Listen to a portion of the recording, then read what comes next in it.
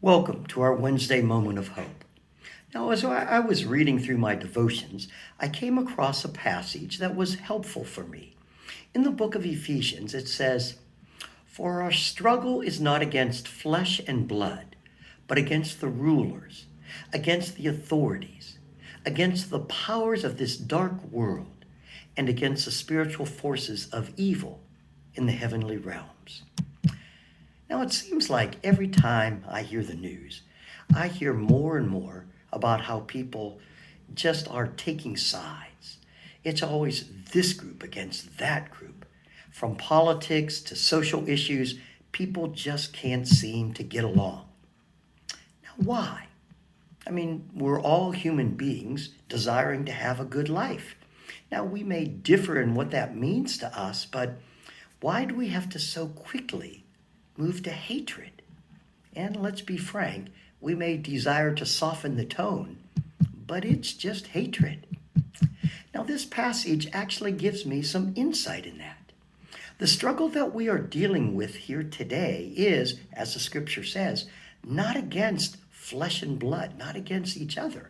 People aren't really as much against each other as they are against differing concepts. At least that's what they're thinking.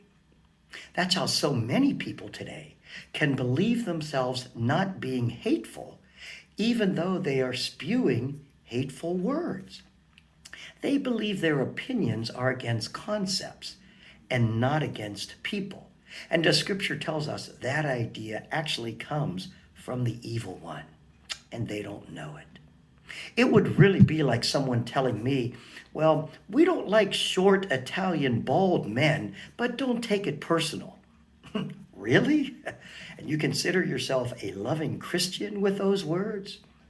But you see, my hope comes in seeing people desiring to grow in their understanding of people who are different from themselves and treating them with love and not judgment.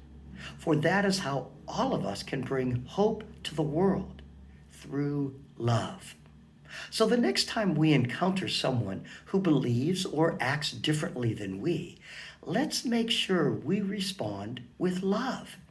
And even if the politicians and leaders can't get it right, we can still love.